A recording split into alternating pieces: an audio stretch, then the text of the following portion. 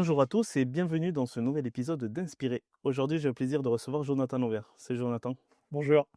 Tu es ancien sportif de haut niveau, tu as été champion dans cette discipline, tu es reconnu dans ce métier. Tu es aujourd'hui coach, tu es entrepreneur et ambassadeur environnemental.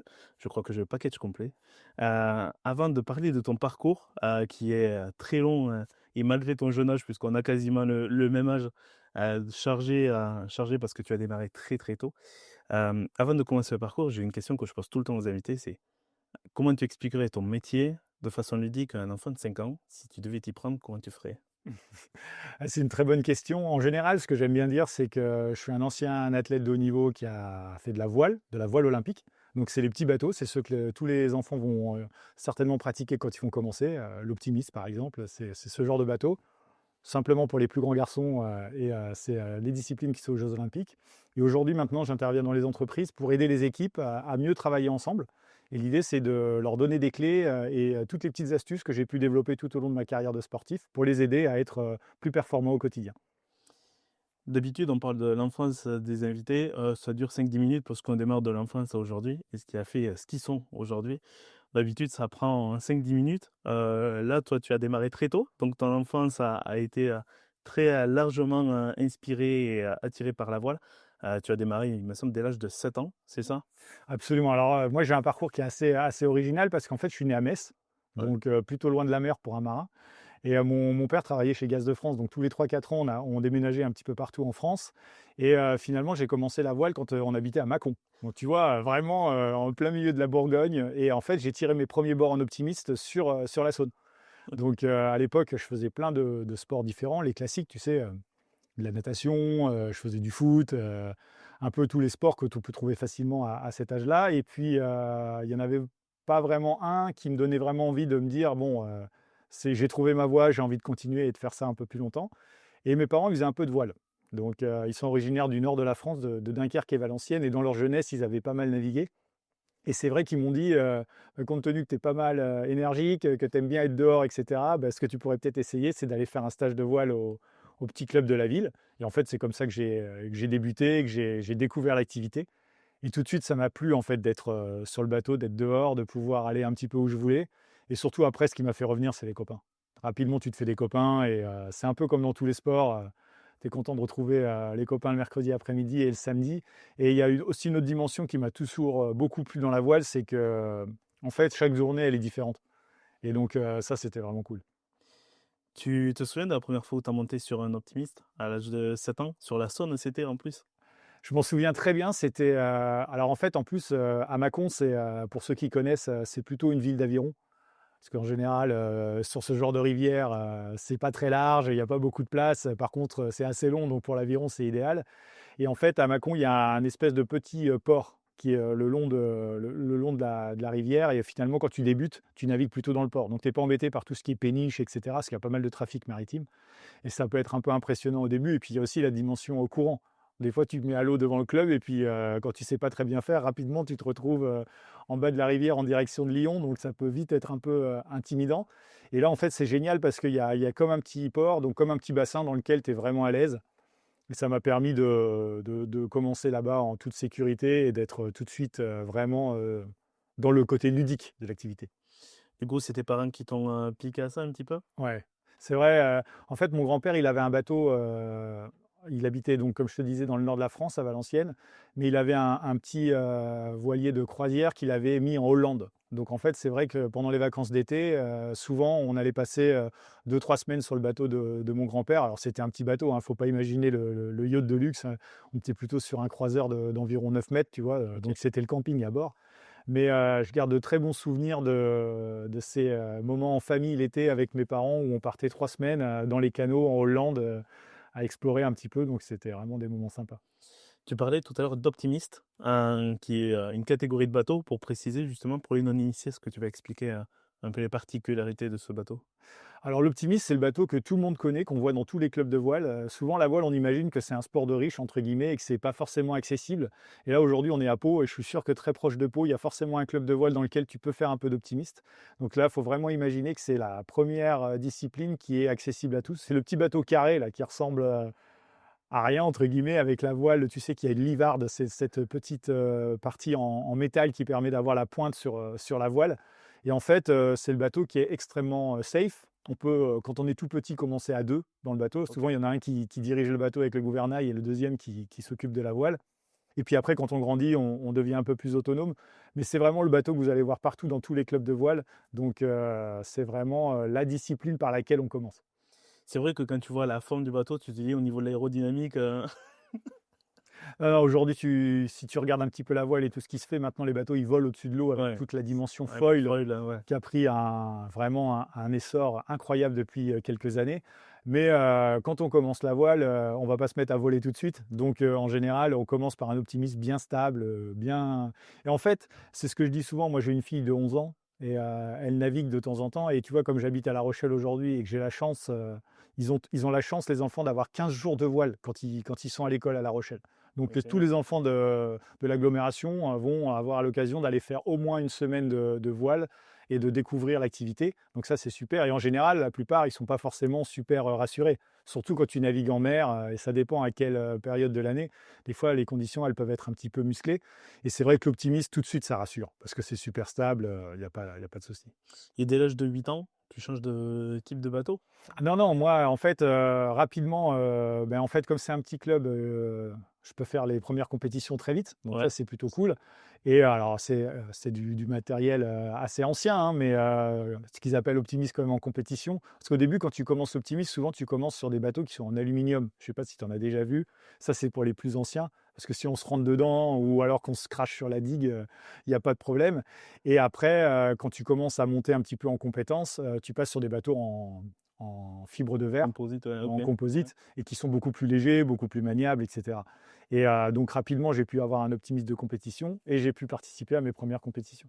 Et là, j'ai vraiment adoré le côté stratégie, le fait de jouer avec le vent, de jouer avec les adversaires, et le fait que, en fait, il y a plein de paramètres. Et ça, c'est hyper intéressant. Et donc rapidement, en fait, j'ai vraiment pris goût à ça. Et comme mes parents, comme je te disais tout à l'heure, faisaient un peu de voile, ils ont aussi beaucoup participé à ma progression parce qu'ils m'ont aidé à me déplacer sur les différentes épreuves. Et comme ça, j'ai pu participer au circuit national assez rapidement et après circuit international. Et donc en 1999, j'ai participé au championnat du monde en Martinique. Sympa. Sympa. Les parents doivent être contents de t'emmener. Non, bah, en Même fait, pas? là j'y suis allé en délégation. Donc, c'était les 5 premiers Français du classement national qui étaient qualifiés pour pouvoir participer au championnat du monde. Et en fait, là, on découvre ce que c'est un peu le fonctionnement, je dirais, équipe de France. Parce que donc on avait un entraîneur, on avait un team leader qui s'occupait un peu de la logistique et de gérer les enfants. Et en fait, là, je suis parti en autonomie. Donc pour moi, c'était top parce que c'était la première fois que je quittais mes parents, première fois que je prenais l'avion. Et surtout, je savais que j'allais affronter les 150 meilleurs enfants de toute la planète. Et donc ça, c'est hyper grisant aussi parce que à cet âge-là, comme tu le disais tout à l'heure, il n'y a pas 50 disciplines. Entre 7 ans et 14 ans, quasiment tous les enfants de la planète font de l'optimiste. Mmh. Donc on se retrouve tous sur le même support, donc ça, c'était assez grisant. Et tu as retrouvé des potes parmi ton top 5 là, les 4 autres, ou ça venait de partout en France et vous êtes Alors, ça venait de partout en France, mais on va pas se mentir, en général, les enfants qui performent, c'est souvent des enfants qui habitent au bord de la mer parce qu'ils peuvent naviguer plus régulièrement que les autres. et Heu puis toi? Et ouais, c'est vrai, moi j'étais un petit peu le profil atypique, mais il y avait pas mal de gars du sud. Parce qu'à OK. l'époque, il y avait une très très bonne équipe avec un très bon entraîneur dans le sud au niveau d'Antibes. Et après, il y avait tous les enfants de Bretagne évidemment et de la côte atlantique. Mais là, dans l'équipe, j'étais un peu le seul non méditerranéen. Et comment ça s'est passé, ce rassemblement justement? Parce que c'est un peu ta première grosse compétition, on peut le dire, Ouais. avec l'étendard, du drapeau de l'équipe de France dans le top 5 des jeunes. Donc, ça doit être un moment, unique, j'imagine? Ouais, c'est ça. C'est là où tu commences à comprendre ce que c'est que de porter les couleurs de ton pays. C'est vrai que tu navigues évidemment pour toi, parce que bah, c'est toi qui vas faire la performance, mais on avait cette dimension équipe. Et on savait aussi que dans ce championnat, ça c'était assez sympa, on avait une journée qui était dédiée à la course par équipe. Et donc là, on savait qu'on allait devoir concourir la France contre les autres nations. Et le but du jeu, en fait, c'est pour la faire très simple, c'est l'équipe de France, par exemple, avec 3 ou 4 bateaux qui va affronter l'équipe d'Argentine. Et celui de l'équipe qui fait dernier, il fait perdre son Il équipe. OK. Donc en fait, le but du jeu, c'est de se protéger, d'essayer de gêner les autres pour pouvoir, avoir, son équipe qui termine pas dernière. Ouais, c'est une vraie stratégie, C'est une vraie stratégie. Donc là, il faut utiliser les règles, il faut jouer avec le vent, il faut réussir à se positionner par rapport aux adversaires, mais il faut aussi réussir à collaborer. Et c'est assez, original parce que tout le reste de l'année, on navigue, je dirais chacun pour soi. c'est vrai que quand tu expliques comme ça me fait penser un peu, si on doit faire l'analogie avec le tennis, où c'est un sport très individuel, Exactement. où chacun a son staff et quelquefois ils ont 10-15 personnes autour d'eux. Ils pensent toute l'année uniquement à l'individuel et à battre l'autre. Et puis, de temps en temps, ils ont ces rassemblements pour faire la Coupe Davis en équipe, nationale. Et là, c'est mettre, l'individu au service du collectif. C'est exactement ça, c'est vraiment la même dimension, c'est on vient pour faire le championnat du monde pour avoir une perf individuelle et ils ont réussi à intégrer ça et ça crée vraiment une synergie et une dynamique assez sympa dans les groupes. Et alors comment ça se passe? Parce que, à cette époque-là, tu as à peine 14 ans, Oui. hem, entouré de 4 ados. Comment ça se passe? Est-ce qu'il y a des frictions? Est-ce que ça se fait en bonne intelligence? Est-ce qu'il y a de l'ego aussi déjà peut-être? Non, là, c'était vraiment une bande de copains. OK. En plus, ce qui était sympa, on avait une fille dans l'équipe, qui marchait très, très bien à l'époque. Donc ça permettait aussi, tu vois, d'avoir une certaine, égalité. Donc non, non, ça, c'était, vraiment, une bonne ambiance, et puis, on se voyait toute l'année. C'est un peu comme en tennis, tu le disais très bien tout à l'heure, évidemment, on se connaît tous parce qu'on s'affronte à chaque fois, sur les différentes compétitions. Et donc là, de se retrouver, on était tous hyper fiers d'aller au championnat du monde parce que c'est le Graal, à cet âge-là. Et quelle est l'émotion de toi gamin? Est-ce que tu te souviens de cette, 1re compétition, internationale? Moi, j'avais surtout les yeux qui brillaient, en fait. Tu vois, à l'époque, il y avait déjà un champion, un Italien qui était un peu la référence, dans notre sport. Il avait déjà gagné 2 fois le championnat du monde, ce qui était assez unique parce que, bah, à cet âge-là, tu as tendance à grandir très vite. Donc c'est dur d'avoir, vraiment, de la longévité. Souvent, tu viens, tu performes une année parce que tu as le gabarit idéal pour l'optimiste, puis très rapidement, tu es trop grand.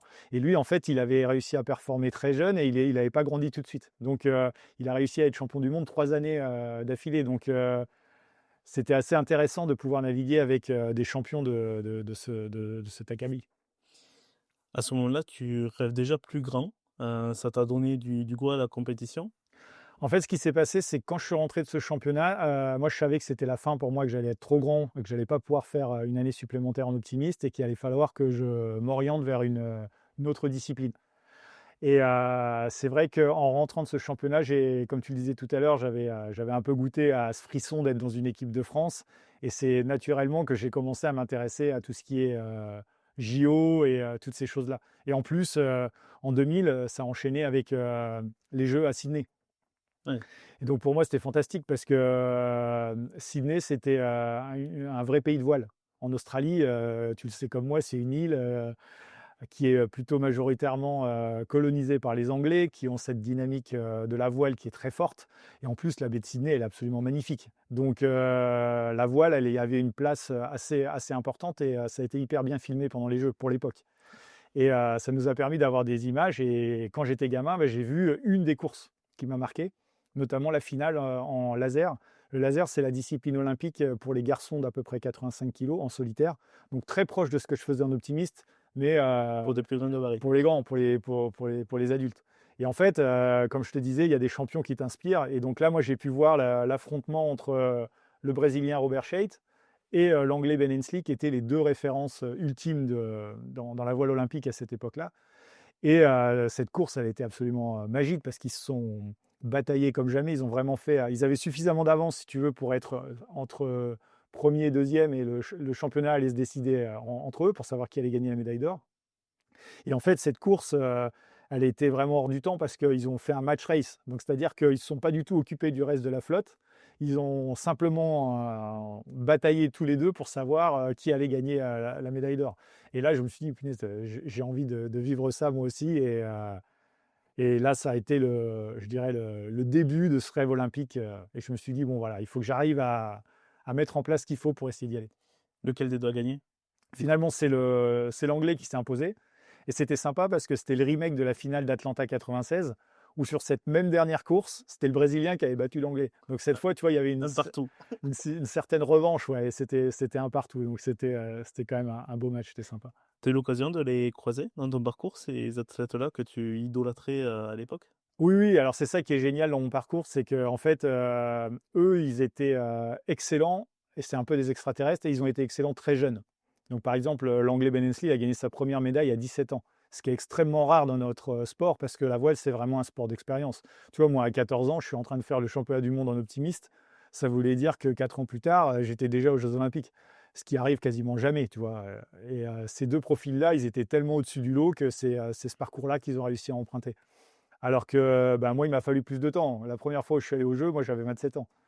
Mais tout au long de mon parcours, j'ai navigué et j'ai régaté avec ces deux champions. Donc ça a été hyper inspirant. Alors justement, tu es passé au laser à 18 ans, je C'est crois, ça. si je dis pas de bêtises. Quelles sont les spécificités de ce bateau par rapport à ce que tu as connu avant? Alors entre l'optimiste et le laser, j'ai fait un petit temps en Europe, en motte Europe. Concrètement, c'était le bateau olympique pour les filles. Ok. Donc en fait, comme j'étais pas encore suffisamment grand et suffisamment costaud pour pouvoir naviguer en laser, je me suis dit, bah, ça peut être intéressant de prendre de l'expérience sur un support qui est déjà olympique, où les filles sont déjà dans cette dynamique d'essayer d'aller gagner des médailles aux Jeux. Et notamment dans les pays nordiques, il y avait des championnes vraiment d'un très très haut niveau. Donc ça m'a permis, à ce moment-là, j'habitais à Lille, comme je te le disais, avec mon père, on déménageait pas mal.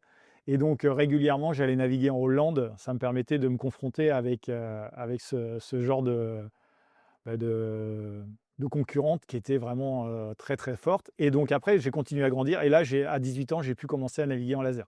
Le laser, concrètement, c'est le dériveur olympique masculin pour les garçons qui font à peu près 80-85 kg. Et la taille, en général, ils font entre 1,80 m et 1,90 m, tu vois, pour Mm. le gabarit. Souvent, en voile, on pense que c'est compliqué, mais il y a 10 disciplines. Et finalement, on fait le bateau qui correspond à notre gabarit. C'est un petit peu comme en judo, si tu veux. Ouais. Quand tu fais 100 kg, bah, tu ne vas pas concourir avec les judokas de 50 kg, ça ne marche pas. Tu vas concourir avec les judokas de ton gabarit. Et bien nous, en voile, en fait, tu vas décider de naviguer soit en solitaire, soit en équipage, et ensuite tu vas naviguer dans la catégorie qui correspond à ton gabarit. D'accord. Du coup, tu fais ça jeune à 18 ans, juste avant de revenir à ta jeune majorité. Comment ça se passait enfant dans la cour d'école? Parce que c'est la voile à Mâcon, tu dis, bon, c'est pas le sport le plus hype dans la cour. Est-ce que ça se passe bien ou est-ce que il y a eu peut-être des petites moqueries ou quoi que ce soit à l'époque? Bah, pour être honnête avec toi, en fait, j'ai jamais ressenti de moquerie, puis j'en ai jamais vraiment parlé à l'école, si tu veux. Moi, toute la semaine, j'étais à l'école avec les autres enfants. Pour rien te cacher, je faisais de la natation en parallèle, donc je nageais 3 fois par semaine. Et ça, je naviguais en général le soir, le mardi, le mercredi, le jeudi et le vendredi, un truc comme ça, tu vois. Ça dépendait des semaines. Et après, le week-end, je faisais du bateau.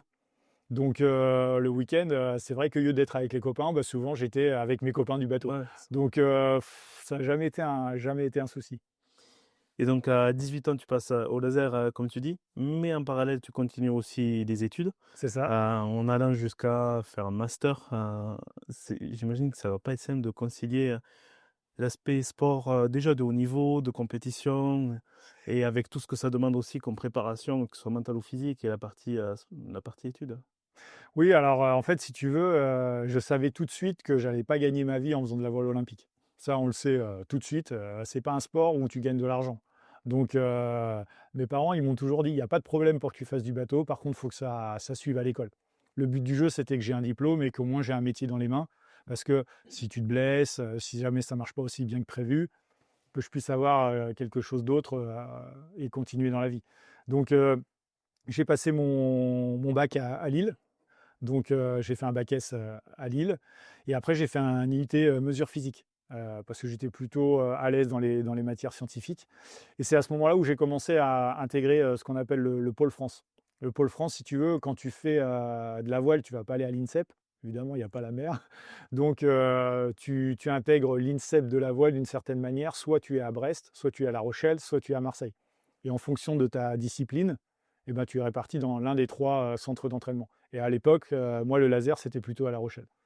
Donc, ce que je faisais, c'est qu'une fois par mois, à partir du jeudi, j'allais passer 5 jours à La Rochelle pour pouvoir m'entraîner avec les gars qui étaient là toute l'année et commencer à mettre le pied un peu dans cette dynamique de préparation de haut niveau. Vas-y, pardon, je croyais que tu avais... Non, non, et après, bah, en fait, ce qui s'est passé, c'est qu'une fois que j'ai eu terminé mon DUT, bah, j'ai rejoint l'université de La Rochelle où là, j'ai fait un master en génie civil. Je n'étais pas passionné de génie civil particulièrement, mais c'était l'une des options qui me permettait de pouvoir aller à la fac et de m'entraîner juste à côté. Et justement, tu en as parlé, tu as connu donc le Pôle France très jeune. puisque tu avais 19 ans, je Ouais, c'est crois ça. et et ce pôle, espoir.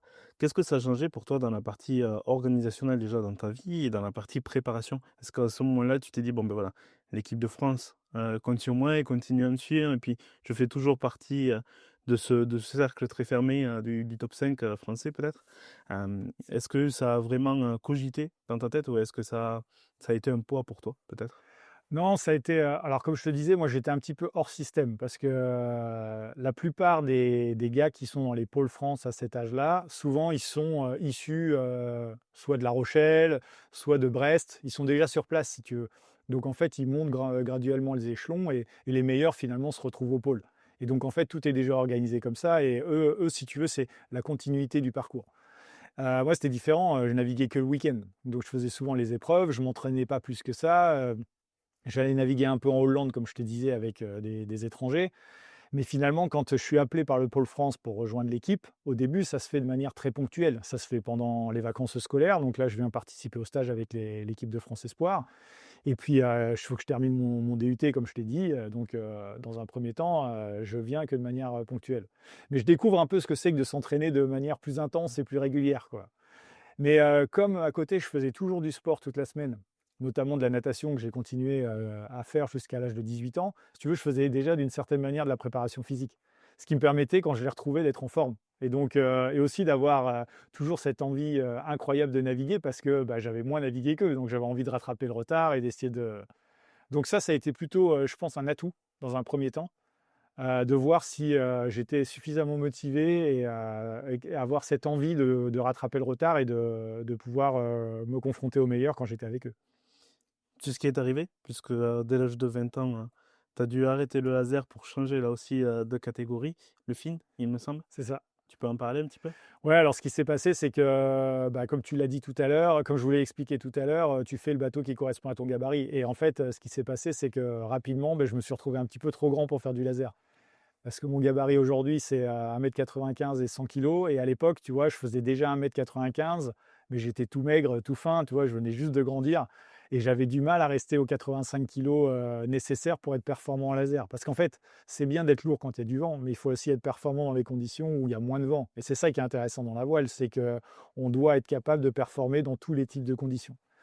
Et rapidement, je me suis rendu compte que mon gabarit allait pas me permettre de pouvoir, continuer, à être, au niveau en laser. Surtout qu'en plus, les Jeux de Pékin 2008, ils allaient se passer à Qingdao. On savait déjà statistiquement qu'il y avait potentiellement très peu de vent sur le plan d'eau. C'était vraiment un plan d'eau qui, je dirais 80 du temps, affichait des statistiques avec un vent, à moins de 8 nœuds. Donc 8 nœuds, c'est 16 km/h, c'est vraiment très léger, tu vois? Ça fait quelques rides sur l'eau. Donc, je me suis vite dit, si tu veux, c'est un petit peu bouché. Je ne vais pas avoir beaucoup d'opportunités pour me qualifier pour les JO, donc pourquoi pas changer de catégorie et passer sur le fin? Un bateau certes plus technique, plus exigeant physiquement, mais là où, finalement mon grand bac gabarit allait être beaucoup plus adapté. Et justement, déjà à cette époque-là, tu te projettes sur, Pékin? Ouais, alors quand je fais la bascule, ça se passe en 2006 Ouais. et on est encore, 2 ans avant les Jeux de Pékin. Je me dis: «Bon voilà, il y a déjà un Français dans la discipline qui est très performant, qui est beaucoup plus ancien, beaucoup plus âgé, qui a déjà participé aux Jeux olympiques en laser, plusieurs fois avant. Il a été aux Jeux aussi à Athènes en FIN, donc c'est un coureur très expérimenté». Mais je me dis: «Bon, ben, sur un malentendu, peut-être que, comme, les conditions sont extrêmement légères, la fédération pourra peut-être avoir envie d'envoyer un gabarit plus léger et de miser sur l'avenir». Donc ça, c'est ce que je me dis dans un premier temps. Mais, pour moi, c'est vraiment très loin, si tu veux, les Jeux. Je sais que c'est globalement, quasiment impossible. Par contre, je me dis que j'ai 2 ans où je vais prendre de l'expérience et ça, c'est super intéressant. Tout de suite, moi, je me projette plutôt sur long, D'accord. pour être très transparent. Pékin, tu as quand même pu y participer? Alors Pékin, en fait, ce qui s'est passé, c'est que j'ai été le sparring partenaire du Hollandais, qui était à l'époque OK. numéro 2 mondial. En fait, sur ma première compétition en FIN, ça c'est assez rigolo, c'est que, j'arrive à Palma, je me suis entraîné tout l'hiver à La Rochelle tout seul, j'ai essayé de comprendre comment fonctionnait le bateau et quand j'arrive à Palma sur cette première épreuve, nous en voile, c'est un petit peu comme en tennis, si tu veux, on a des grands chelems, des rendez-vous incontournables et le premier de la saison où tout le monde se retrouve, c'est en mars, c'est à Palma de Majorque. Et en fait, ce jour-là, il y a pas trop de vent ce qui est plutôt bien pour moi parce que je suis encore un petit peu léger. Et je gagne la première manche. Parce que en fait, j'avais une super bonne technique sur le vent arrière. C'est la section du parcours où le vent nous pousse dans le dos. Parce qu'en fait, le parcours, si tu veux, c'est comme une banane. Ouais, c'est une boucle. Une boucle, voilà, on fait plusieurs tours. On remonte d'abord face au vent où on va tirer les bords, on va faire des zigzags. Parce qu'évidemment, on ne peut pas aller directement à la bouée face au vent. Ça, c'est ce qu'on appelle le prêt. Et après, on enroule la première bouée et on redescend avec le vent dans le dos. Et ça, c'est ce qu'on appelle le vent arrière. Et sur cette section-là, en fait, on peut utiliser les vagues pour essayer de surfer, accélérer, etc. Et donc là, j'avais réussi à développer une technique qui marchait particulièrement bien dans ce genre de conditions. Et donc, après cette course-là, le soir, personne ne me connaissait. Je gagne la première manche. Si tu veux, ça fait un petit peu comme un coup de D'où il tonnerre. sort. D'où il sort, on ne le connaît pas. C'est le coup de tonnerre, si tu veux, sur le parking, dans le milieu. Les gars, ils se disent, c'est qui celui-là? Et après, bon, sur le reste de la semaine, je suis retourné à ma place très rapidement. Je crois que j'ai terminé autour de la 40e place. Mais tu vois, ce coup d'éclat, en fait, ça m'a permis d'attirer l'attention du Hollandais, qui à l'époque cherchait à progresser dans ce secteur. Et il est venu me voir, il a bien vu que j'étais tout seul, que je me débrouillais comme je pouvais, et que j'avais très peu de chances de me qualifier pour les Jeux. Comme je te disais, il y avait un autre coureur français qui était meilleur et qui était déjà quasi sélectionné. Donc il m'a dit, bah, si tu veux, je te propose un deal. Tu vas devenir mon sparring partner. Tu vas t'entraîner avec moi, je vais t'expliquer globalement comment ça marche, comment régler le bateau, etc. Par contre, toi, tu m'expliques comment tu fais pour être aussi rapide que ça. Et lui, en fait, c'était intéressant. Je te disais, à Pékin, il n'y a pas de vent. Il voulait essayer d'être le plus performant possible dans ce genre de conditions. Comment ça s'est passé cette expérience-là? Alors, pour moi, ça a été génial parce que, en fait, j'ai emmagasiné énormément d'expériences de manière très courte. Mais j'ai été confronté à une vraie problématique au début, c'est que je ne parlais pas anglais. Donc au début, je comprenais rien. Quand j'étais avec lui, j'arrivais pas à m'exprimer et tout. Et ça m'a demandé, dans un premier temps, un gros boulot parce qu'il a fallu que je rattrape mon retard en anglais. Je discutais un peu en anglais avec les étrangers comme ça, mais tu sais comment on est en France, avec le niveau d'anglais qu'on En peut brode. avoir. On brode, on se débrouille, on fait des dessins, on parle avec les mains, mais là, ça suffisait plus. Il fallait vraiment que j'arrive à passer un cran. Et ça a été aussi un côté très, très bénéfique d'être avec lui. C'est que là-dessus, il a été hyper patient et il m'a permis de vraiment choper le coup en anglais. Du coup, pendant 2 ans, tu faisais partie un peu du staff, enfin partie intégrante de ce numéro 2 mondial, tu disais tout à l'heure à C'est l'époque. ça. Ouais, en fait, j'ai évolué au sein de la fédération hollandaise, ce qui était assez atypique parce que, si tu veux, nous, les Français, en général, même, ils m'appelaient à la fédé, ouais, mais non, mais ça, C'est pas faire quoi. c'est pas trop dans les codes, normalement, c'est pas comme ça que ça fonctionne, et cetera. Je leur ai dit: «Bah oui, mais moi, à un moment, il faut que j'arrive à progresser. Vous avez fait votre choix, vous accompagnez l'autre coureur français qui marche très bien. Moi, j'ai envie de progresser, donc je trouve des alternatives et des solutions, quoi». Et ça m'a appris l'autonomie, hein, ça m'a obligé à trouver des solutions par moi-même, mais ça m'a aussi permis de voir comment ça marchait dans d'autres fédés. Qu'est-ce que tu as appris? Qu'est-ce que tu retiens de cette expérience-là? Ce que j'ai compris, c'est que le projet, il dépend de toi. C'est vrai que la fédération, elle est là pour te supporter, pour t'aider. En général, c'est du support logistique et financier, mais à un moment, personne d'autre que toi va faire le travail. Donc, il faut que tu saches où est-ce que tu veux aller. Et en fait, en étant avec un coureur comme ça, plus expérimenté, plus âgé, extrêmement déterminé, ça m'a permis aussi de voir ce qu'il fallait mettre comme investissement pour essayer d'aller chercher une médaille aux Jeux. Et justement, du coup, tu as fait Pékin 2008 avec lui. J'imagine que cette première expérience, ça doit être marquante pour toi, avec les yeux grands ouverts, essayer d'engranger au maximum de l'expérience. Comment tu l'as vécu? Alors nous, en voile, c'est très particulier. Il n'y en a qu'un par pays qui va au JO. Donc ça, déjà, c'est quelque chose qui est, je dirais, assez original et atypique par rapport à d'autres disciplines. Tu vois, en athlétisme, par exemple, il y a plusieurs Jamaïcains en finale. Nous, c'est impossible en voile. Donc déjà, il faut être le numéro un français pour être qualifié. Donc ça fait déjà quelque chose de très, très important à mettre dans la balance. Ensuite, la deuxième chose, c'est que quand les Jeux commencent, il n'y a que les sélectionnés qui sont sur place. C'est-à-dire que moi, les Jeux de Pékin, je ne les ai pas du tout vécus, en fait. J'ai vécu la préparation avec lui. Par contre, j'ai jamais pu aller sur le site. D'accord. Donc ça, c'est quelque chose qui, d'un côté, est frustrant, mais d'un autre côté, te donne énormément d'envie pour pouvoir être celui qui va aller au jeu la fois d'après. D'accord. Donc, du coup, le staff n'accompagne pas. Il Alors le faut staff tout de faire. l'athlète Ok. qualifié, évidemment, l'accompagne. Ouais. Là, en l'occurrence, moi, j'ai pas pu, en tant que sparring partner, aller avec lui sur place. À l'époque, c'était trop cher, je pouvais pas me financer le déplacement, et lui, je pense que le deal avec sa fédération avait certaines limites. Donc il a pas pu non plus m'emmener. Oui, tu fais rentrer un Français, mais bon, on va pas non plus Ouais, tu comprends le truc. le mettre dans la délégation. Ouais, voilà, c'est ça. Comment ça s'est passé pour lui? Finalement, il n'a pas eu de médaille cette fois-ci. OK. Mais bon, je pense que la collaboration a bien fonctionné. D'ailleurs, on est restés de très bons amis. On a continué à travailler ensemble sur les autres Olympiades. Hem, Tu reviens dans ton milieu à toi pour vraiment travailler, pour toi, après ces olympiades. Est-ce que tu as trouvé un souffle nouveau, grâce à ça peut-être? Tu veux dire après ma Ouais. carrière sportive? Non, non, après 2008, pardon. Après 2008, non, en fait, moi, quand je reviens si tu veux, quand la campagne olympique de 2008 se termine, nous, on le sait quand on prépare les Jeux, c'est des cycles de 4 ans. Donc, il y a des points de passage incontournables. Donc, en fait, le premier point de passage quand une Olympiade s'ouvre, c'est d'essayer de rentrer dans les groupes fédéraux. Parce qu'en fait, tu as besoin d'avoir du financement. Comme je te disais tout à l'heure, c'est difficile de trouver des partenaires. C'est pas un sport où tu gagnes de l'argent quand tu viens participer aux épreuves. Donc, tu as besoin du support de ta fédération. Donc, moi, j'ai bricolé dans mon coin pendant 2 ans, mais je savais que là, j'étais au bout du cycle et qu'il fallait que j'arrive à de nouveau intégrer un groupe fédéral pour pouvoir continuer à progresser. Donc la première chose à faire, c'est de vendre ton projet. Donc il faut être convaincant, il faut avoir des arguments. Tu te retrouves face aux entraîneurs potentiels et au DTN, donc le directeur technique national, et tu dois les convaincre de t'accompagner. Donc ça, c'est la première étape. Donc ça a commencé comme ça. Ça s'est mis en place. Ça a été accepté. Et j'ai pu intégrer le groupe France pour l'Olympiade de Londres 2012. Dans un premier temps, avec un statut d'espoir. Donc l'espoir, en gros, tu es financé à peu près à 50%. Donc il fallait que je me débrouille pour le reste du financement.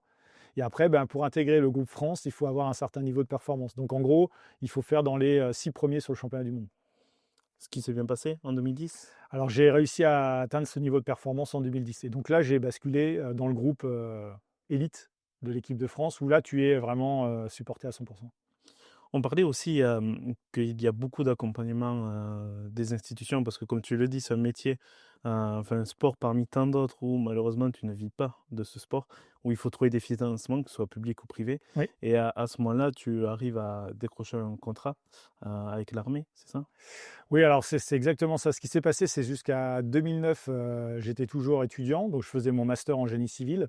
J'ai fait le choix de jamais dédoubler les années parce que je voulais être sûr de pouvoir valider ce diplôme le plus rapidement possible pour avoir mon master, mon bac+5 qui me permettait d'avoir une porte de sortie. Et aussi de ne pas perdre de temps, d'avoir à la fois les études et le sport en même temps. C'est ce que j'avais fait toutes les années précédentes. Je savais que c'était compliqué, que ça demandait énormément d'énergie et d'organisation. Mais comme je te le disais tout à l'heure, j'ai vu aussi ce que ça demandait d'investissement pour pouvoir aller au JO. Et j'ai rapidement compris que quand tu fais les deux en même temps, c'est extrêmement compliqué.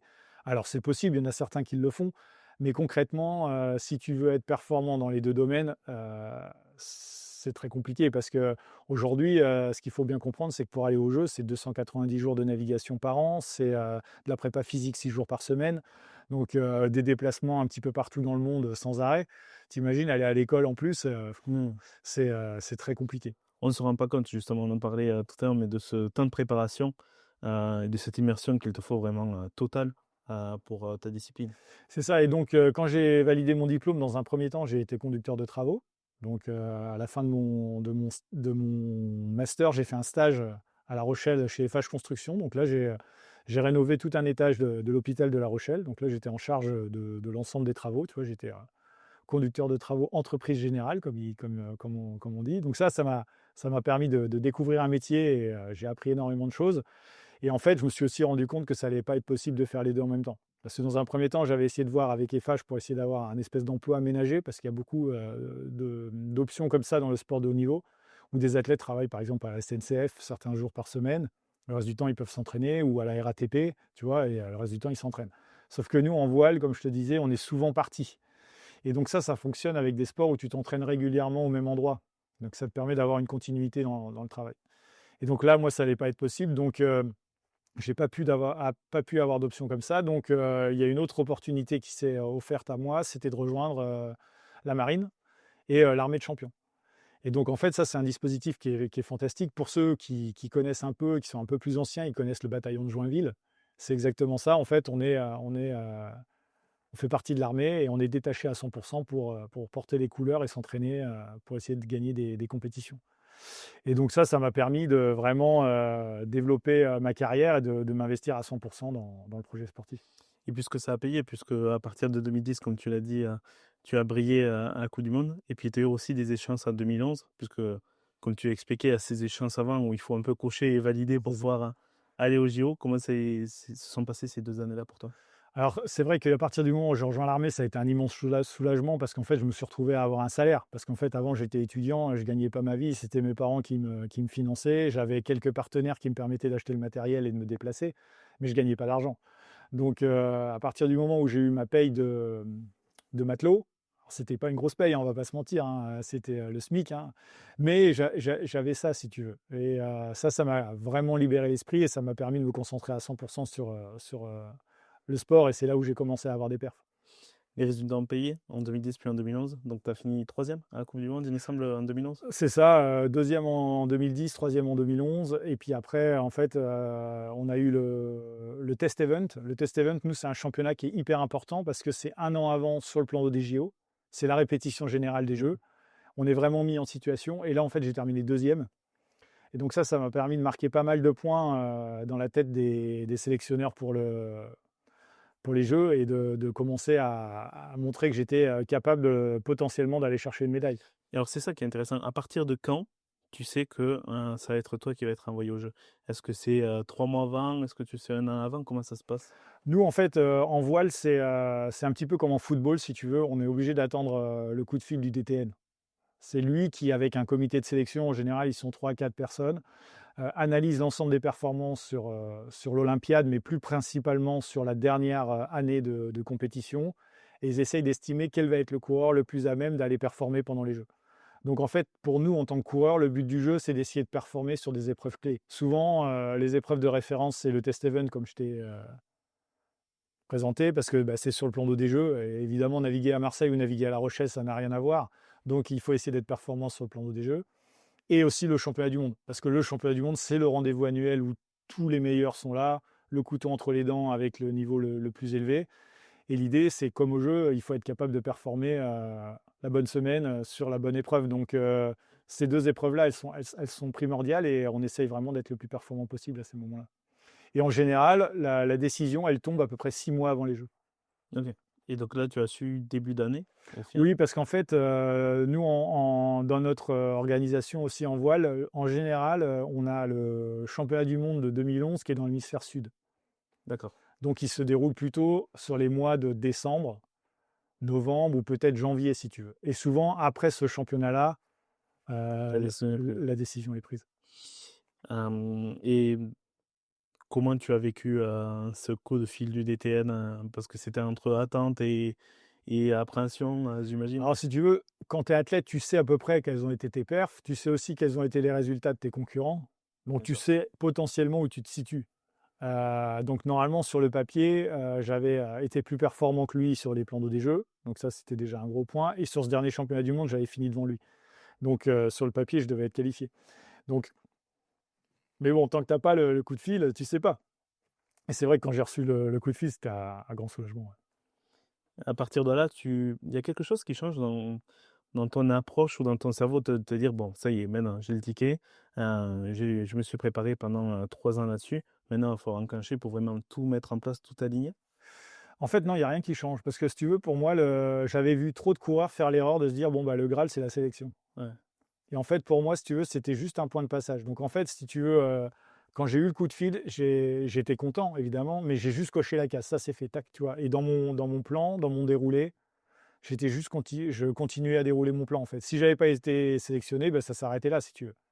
Mais je fais très, très attention à pas perdre le fil et de me dire: «Voilà, c'est pas je suis pas arrivé». Ça commence, quoi. ça t'a servi justement d'avoir cette approche un peu différente? Oui, je pense, parce que je l'avais vu avant. Il y en a beaucoup qui rêvent des Jeux, comme je te dis, il y en a qu'un qui y va, c'est une fois tous les 4 ans, c'est extrêmement compliqué de se qualifier, tu vois? Et souvent après, il y en a qui décompressent un peu après cette annonce, si tu veux. Donc psychologiquement, je m'étais déjà préparé à ça, à ce que ça ait pas d'impact. Ça soit juste un élément à valider, dans le process. Comment se passent justement ces dernières semaines, peut-être, ces derniers mois, juste avant les Jeux? Dans quelle atmosphère tu es? Comment tu te sens, que ce soit physiquement, mentalement? Est-ce que tu y vas vraiment, comme tu disais tout à l'heure, le couteau entre les dents? Alors ça passe par plusieurs, étapes. Il y a eu, en fait, moi, il y a eu toute une période où je trouvais que c'était long d'attendre les Jeux, si tu veux. J'avais envie d'y être, j'avais envie que ça commence, mais 6 mois, c'est long, tu vois? Quand même, quand tu continues à te préparer, puis que ça fait déjà, 3 ans et demi que tu travailles. Donc, il y avait une partie de moi qui était impatiente et il y avait une partie de moi qui était, d'un autre côté, un petit peu sur le frein en se disant: «Bah, j'ai encore des choses à faire, des choses à progresser, à améliorer pour pouvoir être le plus performant le jour J». Je savais concrètement que par rapport à l'ensemble des coureurs qui étaient, présents et sélectionnés aux Jeux dans les autres nations, il y avait des il y avait des coureurs qui étaient bien meilleurs que moi, si tu veux, qui avaient beaucoup plus d'expérience. Donc je savais que dans plein de secteurs du jeu, j'avais encore plein de choses à améliorer. Donc, tu es souvent, en train de te dire: «Voilà, il y a du temps, c'est bien» et d'un autre côté, bah, c'est long, vivement que ça arrive. Et justement, tu parlais des autres compétiteurs. Quel était ton objectif? Où tu te dis, «Bon, pour moi, les Jeux seront réussis si...» C'est Alors à l'époque, pour moi, le vrai objectif que je me suis toujours mis, c'est d'être, le jour de la finale en position d'aller chercher une médaille. Ça, c'était mon objectif.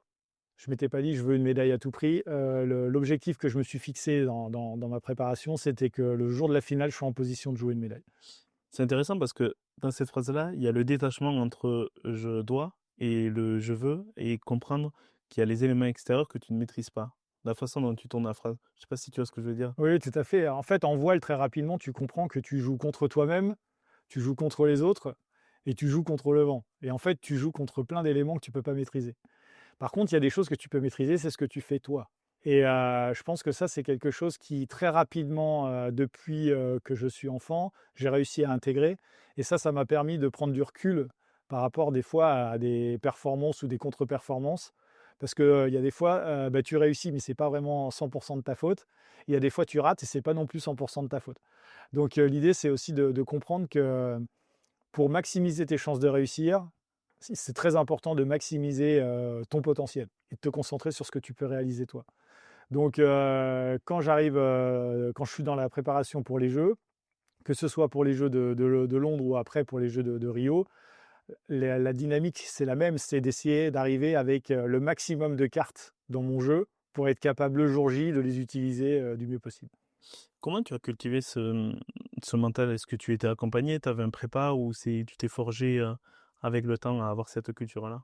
Alors jusqu'à mon arrivée, en équipe de France pour, les Jeux de Londres, je suis très autonome. Comme je te disais, mes parents, ils m'accompagnent, mais mon père, il vient pas sur l'eau. Donc, sur l'eau, bah, tu pars, tu quittes la cale, il est 9 heures du matin, tu rentres, il est 17 heures, tu es complètement autonome, tu vois? Et ça, c'est très différent des autres enfants qui étaient accompagnés par un entraîneur sur l'eau, à qui ils pouvaient donner, des bidons avec de la nourriture ou alors échanger, avoir des infos, voilà, moi j'étais autonome. Donc ça déjà, ça m'a forgé le mental. Et après, quand j'ai rejoint l'équipe de France, bah, j'ai découvert ce que c'était d'avoir un entraîneur et d'avoir quelqu'un qui t'accompagne au quotidien.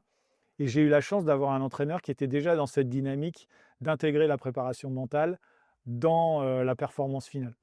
Et en fait, sur l'ensemble de l'Olympiade de Londres, on a beaucoup travaillé avec un préparateur qui nous a, certes, moi j'ai travaillé sur mon côté gestion des émotions, je dirais classique quand tu travailles avec un prépa mental, mais nous on a beaucoup travaillé sur notre capacité à communiquer tous les deux avec mon entraîneur dans n'importe quelle circonstance et dans n'importe quel contexte. Et notamment dans un contexte où pendant les Jeux, le stress il peut être à son apogée. Comme je te le disais tout à l'heure, on peut se parler que entre les courses. Nous, sur l'eau, pendant la manche, on a zéro électronique, zéro assistante. C'est pas comme en vélo où on a une oreillette, tu sais, Ouais. avec des infos qui tombent. On est vraiment, en autonomie totale. Donc si tu arrives à la fin de la course frustré, parce que c'est pas passé comme tu voulais, ou euphorique parce que tu as fait une course, de folie et que tu es pas capable de récupérer les informations que va te donner ton entraîneur dans les 10 minutes où tu as la fenêtre de tir pour te parler, et ben, tu as pas les infos pour être performant sur la manche d'après. Et donc, on a beaucoup travaillé sur ça. Et aussi sur le fait que, ben, d'une journée sur l'autre, nous, c'est un championnat. C'est pas, tu arrives pas le matin, il faut claquer cette course-là. Tu vois, il faut réussir sur l'ensemble de la semaine, jour après jour, à répéter des performances. C'est vraiment un travail de longue haleine. Et tu imagines bien que quand tu passes une journée complète sur l'eau, qu'il y a du vent, qui fait froid dans la baie, dans la Manche, et ben, au bout du quatrième jour, ça commence à tirer. et la fatigue vient aussi mettre son grain de sel. Donc, mentalement, bah, tu es un peu moins frais, un peu moins lucide et tu es plus enclin à faire des erreurs, quoi. Comment s'est passée cette Olympiade pour toi? Mais l'Olympiade de Londres, pour moi, elle s'est plutôt bien passée parce qu'en fait, j'étais clairement un des outsiders par rapport à, je te dis, aux champions qui étaient sur le papier bien meilleurs que moi. Par contre, je savais que j'étais performant sur le plan d'eau. Je l'avais montré, j'avais fait Ouais, deuxième tu au as fait test deuxième. event. Sur l'ensemble des épreuves de préparation, souvent, j'avais été qualifié pour la médaille race que j'avais gagnée. Donc, je savais que je me sentais bien sur le plan d'eau. Donc ça a beaucoup joué parce que quand j'étais là-bas, je me sentais bien. Et donc ça c'est très, très important. Et après, en fait, j'ai eu aussi quelque chose qui a été un déclic assez important, c'est que j'étais assez tendu avant la première course, mais la première course, ça s'est bien passé. Et ça m'a mis dans une bonne dynamique, si tu veux. J'ai senti qu'effectivement, je pouvais dérouler mon jeu, quoi. Et donc, cette compétition dure toute la semaine. Tu trustes le haut du classement dès le début. Et Les- ça a été linéaire, entre guillemets, comme parcours? Non, ça n'a pas été linéaire. En fait, j'ai évolué entre la deux. Au mieux, j'ai été deuxième, et au pire, je crois que j'ai été cinquième. Et après, j'ai oscillé entre ces différentes positions-là. Et en fait, le jour de la finale, je suis quatrième, juste avant de rentrer en finale. Donc là, je sais que je ne peux plus faire un ou deux, parce qu'ils ont trop d'avance, comme je te disais. On additionne tous les points des courses de qualification de la semaine.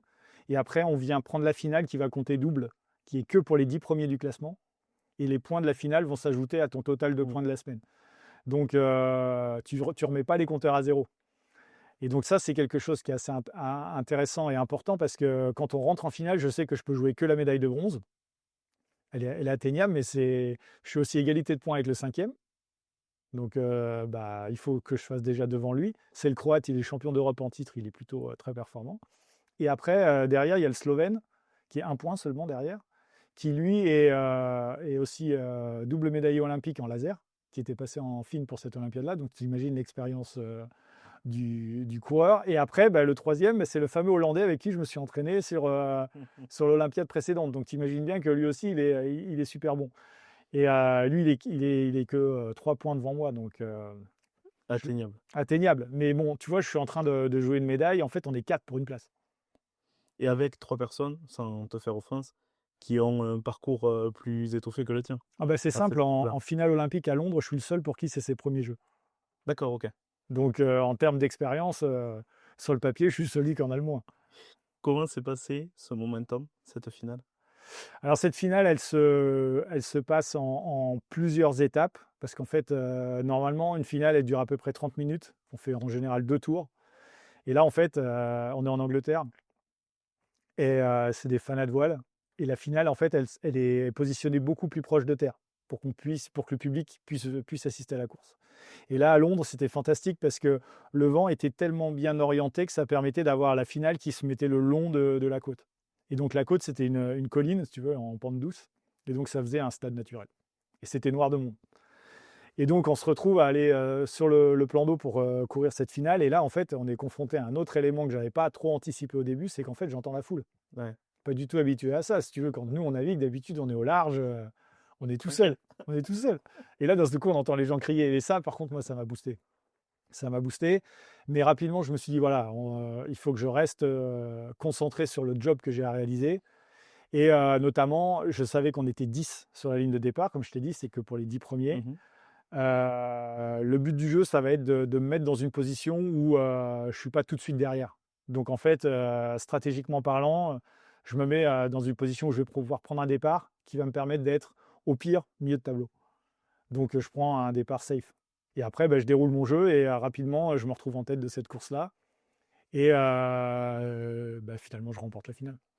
À quel moment dans la finale tu te dis et j'ai assez de distance, etc. et tu commences à imaginer le fait d'être médaillé et ça commence à cheminer dans ta tête? Au deuxième tour, je suis en tête avec pas mal d'avance. Donc là, ça me permet de prendre le temps de réaliser où je suis et de regarder où sont mes adversaires. Parce qu'avant, je suis vraiment dans dérouler mon jeu, essayer de me positionner du mieux possible avec le vent, etc. D'être sûr de les mettre derrière. Et en fait, je savais qu'il me fallait au moins 3 bateaux d'écart avec le Hollandais. Donc à ce moment-là, je suis en tête et il est septième. Donc si tu veux, le plan, il est super bon. Et comme je te dis, d'habitude, on fait 2 tours. Donc dans ma tête, si tu veux, je me dis, c'est bon, c'est globalement bien emmanché, quoi. Et c'est à ce moment-là aussi où je percute qu'en fait, on va devoir faire 3 tours cette fois-ci. parce qu'en fait, ils voulaient un peu plus de Du spectacle, ils ont spectacle, voulu ouais. faire durer le plaisir. Et là, je me dis, ah ouais, mais il reste un tour. Et en fait, on sait aussi dans notre discipline que tant que c'est pas terminé et il peut se passer des choses. Et notamment dans le dernier tour, c'est ce qui se passe. Le coureur hollandais, il part tout seul sur la gauche du plan d'eau. Si tu veux, il était derrière, il n'avait plus rien Oui, à plus perdre rien, il essaye. et il tente sa chance. Et effectivement, le vent est en train de changer un petit peu, il baisse. Et lui, il saisit l'opportunité d'aller chercher un peu plus de vent sur la gauche du plan d'eau. Et là, il remonte et il est troisième. Et à ce moment-là, je sais que j'ai perdu la médaille, tu vois. Il me reste un bord. Et je sais que je ne peux pas faire grand-chose, tu vois. Je ne vais pas m'arrêter pour pouvoir le gêner, etc. Parce que c'est pas concevable. Donc à ce moment-là, si tu veux, j'ai perdu la médaille et je sais que bon, je vais gagner la finale, mais je vais finir quatrième, quoi. Et en fait, quand je le croise, je vois que lui, il n'est pas serein, tu vois. Il se passe des trucs, je le vois qu'il est en train de regarder partout. Déjà, il est remonté. Je pense qu'il y a un peu d'euphorie qui se met en place. Tu sais, on parlait de la gestion émotionnelle tout à l'heure. Et quand je le croise, je me dis, bah, la seule opportunité, c'est que je lui montre que je suis complètement serein, complètement tranquille, pour que potentiellement, ça crée du doute dans son esprit, quoi. Et quand je le croise, je lui montre que tout va bien. Parce qu'en fait, moi, je tourne la bouée, là, comme je te disais, et je redescends au vent arrière. Et lui, il arrive pour la suite du parcours. Donc en fait, on se voit, on se croise. Et là, il est tout pas bien, je sens qu'il réfléchit. Et sur le dernier bord, il cherche à tout prix à doubler le Neo Z qui est juste devant lui. Et en faisant cette action-là, il commet une faute sur lui et il prend une pénalité. D'accord.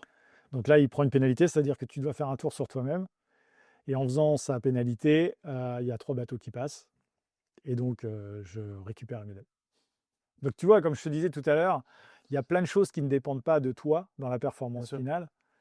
Et d'un autre côté, ce qui dépendait de moi, c'était de rester concentré, sérieux, de lui montrer que j'étais pas abattu. Et donc, c'est les seules armes que je pouvais utiliser, donc il fallait les utiliser à 100%. Quel était l'intérêt pour lui de dépasser le Néo-Zélandais? Il avait possibilité de finir deuxième ou c'était uniquement pour s'assurer une place de plus haut?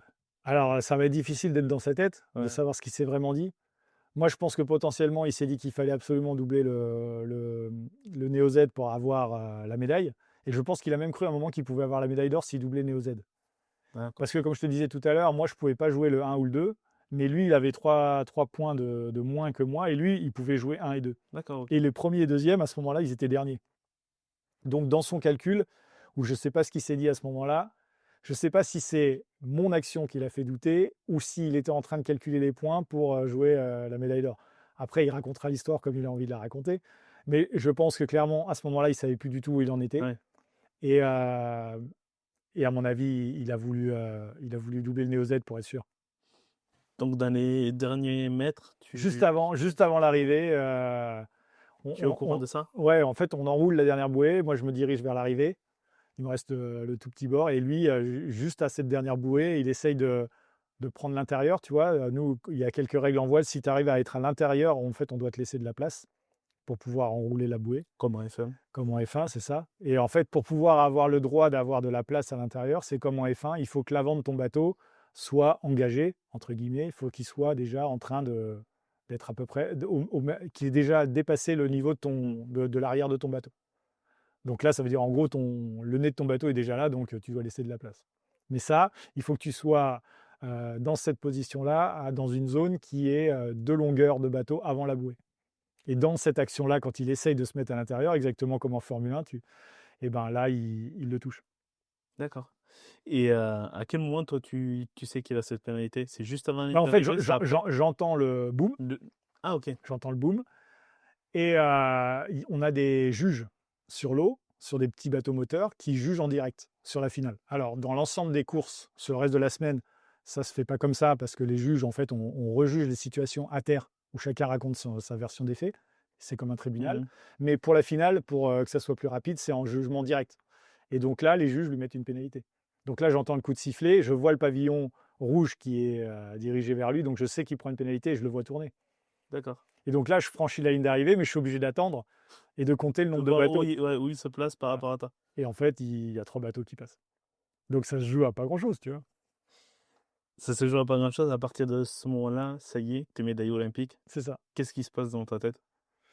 Sur le coup, je réalise pas trop. Je suis content, tu vois. Je suis content d'avoir gagné la finale. Je suis content d'avoir gagné la médaille. Mais voilà, c'est juste, si tu veux, c'est un soulagement. Et je suis content aussi de retrouver l'équipe. Parce que quand tu arrives à terre, bah, tu retrouves toute l'équipe de France qui t'attend sur la cale de mise à l'eau. Et voilà. Et je me rends compte du truc quand je monte sur le podium. À ce moment-là, je sais que c'est vrai, Le quoi. déclic, tu vois, à ce moment-là. Et là, toute ta fatigue s'en va. Ouais, la fatigue s'en va. Non, enfin, tu te sens relâché. Relâché, ça fait du bien. Ouais. Parce que bah, tu as travaillé pendant longtemps pour ça. Ça a été ton meilleur souvenir, toute compétition confondue, Londres? Oui, je pense que Londres, c'est clairement mon meilleur souvenir, toute compétition confondue. Il y a eu le titre de champion d'Europe aussi à Marseille après les Jeux de Rio qui a été super fort aussi parce que bah, j'ai fait une contre-performance aux Jeux de Rio, ça s'est pas passé comme espéré. Derrière, Aux Jeux d'Héros 2016, pour rappeler aux c'est personnes. ça. J'ai hésité avant de revenir à la compétition et finalement j'ai choisi de me faire opérer du genou en février et en mai, bah, je suis champion d'Europe à Marseille et ça c'était une belle revanche. Donc ça fait du bien aussi. Oui, parce que tu as joué à Rio avec un genou complètement en vrac, c'est ça? Oui, en fait, à Rio, sur les Jeux, cette fois-ci, paradoxalement, j'étais certainement un des meilleurs sur le papier. Par contre, c'est vrai que je me traînais une douleur au genou depuis un an, un ménisque qui me faisait vraiment souffrir. Et je ne savais pas si j'opérais pas, etc. Et on a pris la décision de ne pas opérer parce que ça prenait trop de temps. Et finalement, je l'ai traîné, j'ai souffert, je pense. Comment tu as vécu justement Rio? Parce que bon, là, tu étais pas maître de ton destin puisque tu avais cette blessure. Et tu passes de l'outsider, quelque part, sans faire offense, sur Londres, à la personne qu'on attend aussi. C'est ça. C'est deux approches et deux équilibres complètement différents. Oui, c'est complètement un changement de statut. Si tu veux, sur l'Olympiade de Rio, je fais une Olympiade extrêmement solide. Je suis quasiment tout le temps dans le top 5. Sur les championnats du monde, j'ai fait que monter en puissance. J'ai fait cinquième, quatrième, troisième, puis deuxième, juste avant les Jeux. Donc j'étais vraiment dans une dynamique de progression très positive. Tu as fait Euh, des tests aussi un an avant, comme à Londres, qui s'est ouais, bien passé. les tests even qui s'étaient très bien passés aussi sur le plan d'eau de Rio. Globalement, pareil, dans le top 4. Donc ça marchait bien. Et aussi sur tous les entraînements qu'on pouvait faire sur place, je me sentais à l'aise. J'aimais bien le plan d'eau. Encore une fois, ça c'est très important. Et finalement, bah, pendant les Jeux, à l'instar des Jeux de Londres, la première manche, elle est compliquée. Ça ne se passe pas exactement comme prévu, mais le lendemain, la dynamique est plutôt bonne. J'arrive à revenir à gagner la première manche du jour à l'extérieur et tout, et ça marche bien. Mais en fait, le soir du deuxième jour, je ne suis pas aussi bien placé dans le classement que je l'espérais. Et je pense que ça, inconsciemment, ça m'a mis la pression, si tu veux. Comme tu disais tout à l'heure, tu n'arrives pas avec le même statut. Quand tu es outsider et que tu n'es pas tout de suite en place pour gagner la médaille, c'est pas grave, si tu veux. Tu peux pas décevoir quelque part. C'est pas grave. Alors que là, bah, je savais que je venais pour chercher la médaille et le deuxième jour, je suis pas aussi bien placé que prévu. Alors, rien n'était perdu, il n'y avait pas de souci, tout était encore jouable, mais inconsciemment, tu vois, à ce moment-là, je me dis, c'est pas ça que je suis venu chercher et que je veux, si tu veux. Et là, bah, j'ai fait l'erreur d'essayer d'en faire plus, de dépasser le cadre de ce que je pouvais maîtriser, tu vois, de commencer à créer des situations qui étaient pas réelles, si tu veux. Et quand tu commences à surjouer et à plus naviguer à ton niveau ou à faire des choses qui ne sont pas dans Que ton tu spectre maîtrises, de hein. maîtrise, et ben, tu commences à faire des erreurs. C'est dur, quoi, ça. Avec l'analyse et le recul, est-ce que tu as identifié hein, quelles émotions, quelle stature tu avais au fond de toi, le regard que tu avais envers toi et qui a fait que ça a modifié. C'est ça qui a été assez particulier, c'est que ça c'est vraiment. En fait, si tu veux, les jeux, je voulais vraiment les gagner pour moi, si tu veux, et aussi pour toute l'équipe qui m'avait accompagné. Donc, c'était assez difficile à vivre de ne pas être à la hauteur de l'ambition, si tu veux. Et j'ai été impatient. C'est là où je m'en veux parce que finalement, si j'avais continué, comme je te dis, à dérouler mon jeu, les autres auraient fait des erreurs autour de moi, si tu veux. Et petit à petit, je serais remonté dans le classement. J'étais suffisamment solide. Je te disais que j'avais mal au genou, mais ça ne m'empêchait pas de performer. J'allais souffrir, mais j'étais prêt à ça, si tu veux.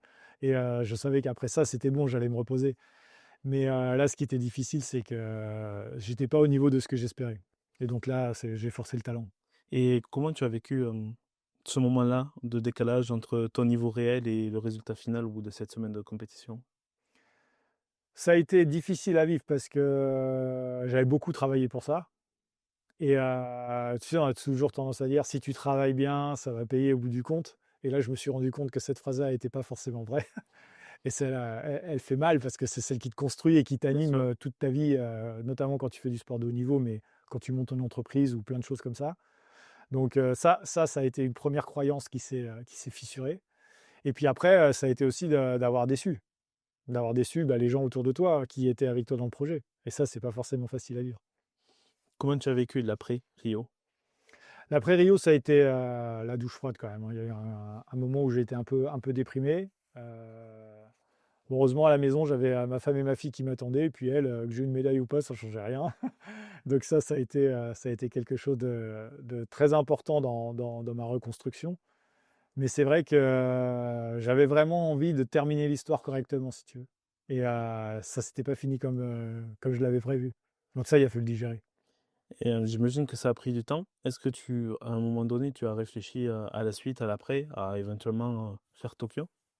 Oui, alors ce qui se passe, c'est qu'au début, j'étais pas forcément parti pour faire Tokyo. Je m'étais dit: «Si jamais ça se passe bien à Rio, j'arrête là». J'aurais fait Tu 2. pars ouais, voilà, Je pars, en haut. Tu sais, c'est ce que tous les sportifs espèrent faire. exactement, choisir son momentum. Voilà, choisir le moment où tu t'en vas. La réalité, c'est que je voulais pas me sortir comme ça. Et en plus, au fur et à mesure du temps, et de la réflexion, je me suis rendu compte que j'avais pas fini mon histoire, en fait. J'avais encore des choses à prouver, des choses à faire dans ce sport. Donc, voilà, quand je me suis dit: «J'ai envie d'y retourner», c'est sûr. Bon, bah, là, je passe par la case opération, je me répare le genou et je me relance dans la dynamique pour Tokyo. Comment tu as trouvé l'énergie pour, t'y remettre quoi, quelque part? Bah, en fait, la première chose qui m'a donné envie de renaviguer, de m'y remettre, c'est le plaisir d'être sur l'eau. OK. Ça me manquait, en fait, et je me suis rendu compte que, être dans le bateau et essayer de trouver des solutions pour, aller un peu plus vite que les copains, ça me manquait. Et comment se sont passées cette période de qualification et de prépa, pour Tokyo? Parce qu'en plus, tu as eu le covid. Oui, alors ça a été, pour nous, très, très difficile à gérer, en fait, hein, parce que, concrètement, la dynamique est bonne jusqu'au championnat du monde de mi-parcours. Je te dis, il y a des points de passage très importants, notamment le championnat du monde à mi-parcours de l'olympiade, qui permet de qualifier la nation. Parce qu'encore une fois, toutes les nations ne vont pas aux Jeux. Donc il faut déjà être dans les meilleures nations avant de qualifier le coureur qui va Mmh. représenter la nation. Et sur ce championnat-là, bah, sur la dernière manche, je suis 2e. Je suis à ouais, il me reste un bord à faire, 50 mètres de l'arrivée, je suis sûr dès le temps de top 10 de qualifier la nation et potentiellement être de nouveau en lice pour aller aux Jeux. Et là, en fait, il y a un orage qui passe et je casse le mât. Le vent, rentre très, très fort, le bateau tape dans une vague et le mât lâche. À Et je 50 mètres de l'arrivée. 50 mètres de l'arrivée et je ne peux pas franchir la ligne d'arrivée. Donc j'ai une manche de dernier et comme je te disais, tous les points comptent. Et donc en fait, je sors du top 10 et je ne qualifie pas la nation. Et à partir de là, bah, ça devient compliqué parce que le Covid arrive, les échéances sont décalées, on ne sait pas trop, si jamais on continue, si on continue pas. Et moi, je sais que je suis en fin de carrière, donc tu vois, je suis toujours dans cette bascule, je continue pas, et cetera. Et là, je pense que petit à petit, je perds un peu pied. Est-ce que comment tu as accompagné la fédé après ce revers, complètement, enfin digne des plus grands des plus grands films au niveau script, de perdre le classement à 50 mètres et de pas qualifier, France? À ce moment-là, on se dit que c'est pas trop grave parce qu'il y a d'autres épreuves de qualification, donc ça va pouvoir se mettre en place. Mais, ça a été compliqué à partir du moment où le Covid est venu, dans le jeu. Parce que en fait, les épreuves de qualification, elles se sont décalées en permanence, elles ont changé de place. Et surtout, bah, moi j'étais plutôt, on l'a vu avec Raphaël Nadal, si tu veux, il y a un moment, il y a des petits jeunes qui arrivent et qui sont en pleine bourre. Et eux, si on leur donne du temps supplémentaire, bah, c'est super parce que ça leur permet de continuer à progresser. Par contre, toi, ça veut dire qu'il faut que tu arrives à durer, les années, Un an en de plus. plus, quoi. Et l'année supplémentaire, pour moi, c'était l'année de trop. Et donc quand on s'est retrouvé sur le dernier championnat du monde à Porto, où il fallait avoir l'énergie, de la jeunesse pour, essayer d'aller chercher cette qualif, là, je l'avais plus. Je pense que j'avais commencé à, entre guillemets, baisser de niveau, quoi, c'était plus possible. Et donc finalement, c'est le petit jeune, l'Espagnol, qui s'est qualifié. OK. Et comment tu as vécu, ces 4 campagnes sur les 4? Laquelle tu as le plus construit maintenant? Je pense que celle où j'ai le plus appris, sur moi, c'est la campagne de Tokyo. la plus difficile, si tu veux, mais celle qui m'a permis aussi de prendre beaucoup de recul sur mes expériences et de pouvoir capitaliser là-dessus. Et c'est celle sur laquelle souvent je m'appuie pour aujourd'hui être performant dans mon nouveau métier. Mais par contre, celle où j'ai pris le plus de plaisir, c'est très certainement la campagne de Rio. D'accord. La campagne de Rio, c'était incroyable parce que je sentais que j'étais au pic de ce que j'étais capable de faire.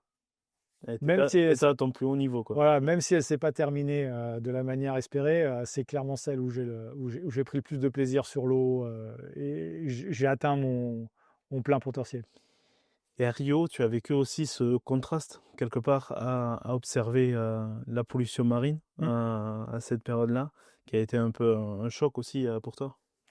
Oui, alors ça, c'est quelque chose qui, au fil de ma carrière, m'est apparu de plus en plus important. Parce qu'en fait, j'ai aussi vu la qualité de l'eau se dégrader. Si tu veux, quand j'étais gamin, je naviguais, j'y prêtais pas forcément attention.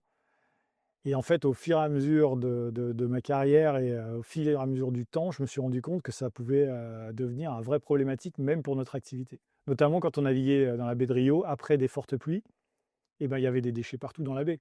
Donc en fait, on passait notre temps à éviter les déchets ou alors à s'arrêter pour les enlever parce qu'ils étaient coincés dans le safran ou la dérive. Pardon. Et ça pouvait potentiellement nuire à la course, si tu veux. Comment tu as vu ce changement à venir? Est-ce qu'en 10 ans, tout a basculé? Ou est-ce que ça s'est fait petit à petit? Je pense que ça s'est fait progressivement. Ce qui a beaucoup changé en fait au fil du temps, c'est qu'avant, on voyait des gros déchets, des gros sacs poubelles, des choses comme ça, et moins de petits déchets. Et en fait, aujourd'hui, ce qu'on voit beaucoup, c'est plein de ces microplastiques.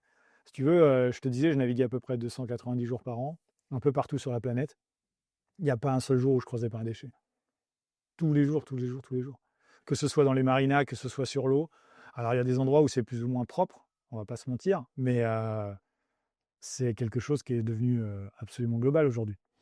Et depuis, tu as souhaité avoir un vrai engagement militant et pédagogique. Alors aujourd'hui, ce que j'essaye de faire, c'est à travers mes témoignages et puis différentes actions que je peux faire avec Surfrider Foundation, d'essayer de faire prendre conscience de ça en fait.